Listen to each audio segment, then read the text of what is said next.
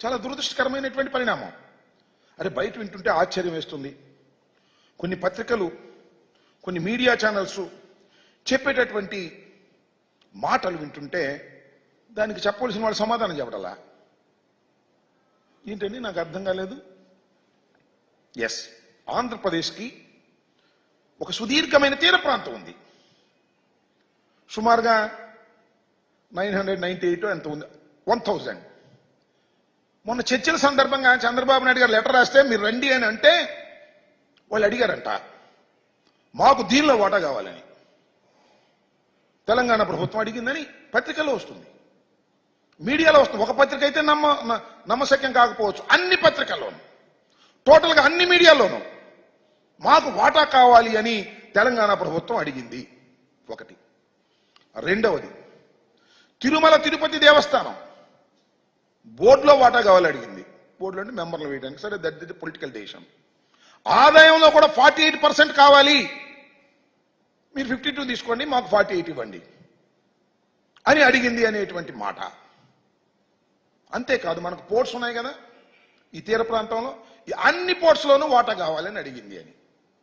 మరొకటి, కృష్ణా జలాల్లో కూడా మాకు అన్యాయం జరిగింది, మాకు వాటా కావాలి అని అడిగిందని. ఈ 4 కూడా చాలా విపరీతమైన ప్రచారం జరిగాయి. దానితో పాటు అతి కీలకమైంది పోలవరం ప్రాజెక్టు నిర్మాణానికి విభజన చట్టంలో పెట్టినటువంటి 7 మండలాల్ని విభజన చట్టం ప్రకారం మన రాష్ట్రానికి కలిపేశారు. ఆ 7 మండలాల్ని వెనక్కి ఇచ్చేయమన్నారంట. ఇచ్చేయమన్నారు వాళ్ళ కోరికలు. చిత్రం ఏంటంటే, ఒక పత్రికలో హిందూ, మీ అందరికీ తెలుసు, దీనిలో ఇవాళ వచ్చింది ఏంటంటే, Naidu Revanth agrees to transfer 5 panchayats to TG.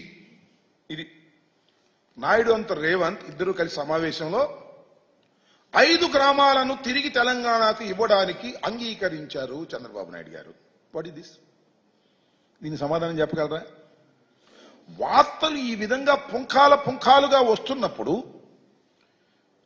మీరు ఏమీ మాట్లాడకపోగా, ముఖ్యమంత్రులు ఇద్దరు మాట్లాడకపోగా, ముఖ్యమంత్రుల తరపున అక్కడ డిప్యూటీ సీఎం, మన మంత్రులు, వారి మంత్రులు కలిసి ఉమ్మడి సమావేశం ఏర్పాటు చేసి, పత్రికా సమావేశం, దానిలో మీడియా మిత్రులు ఏమండి ఇగో ఇవన్నీ వచ్చినాయి ఏంటి అని అడిగితే సమాధానం చెప్పకుండా తప్పుకెళ్ళారంటే నిజమనుకోవాలా, అబద్ధం అనుకోవాలా?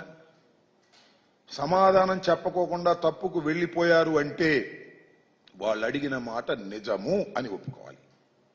ఈ 5 గ్రామాలు ఇవ్వడానికి అంగీకరించాడు అని ఒప్పుకోవాలి. లేదంటే తీర ప్రాంతంలో వాటా ఇవ్వడానికి చంద్రబాబు నాయుడు గారు సుముఖతతో ఉన్నారు అని అనుకోవాలి. మౌనం. అలాగే కృష్ణా జలాల్లో వాటా ఇవ్వడానికి కూడా సుముఖంగా ఉన్నారు అనుకోవాలి. టీటీడీలో కూడా వాటా ఇవ్వడానికి సుముఖంగా ఉన్నారని అనుకోవాల్సి వస్తుంది మాట్లాడకపోతే.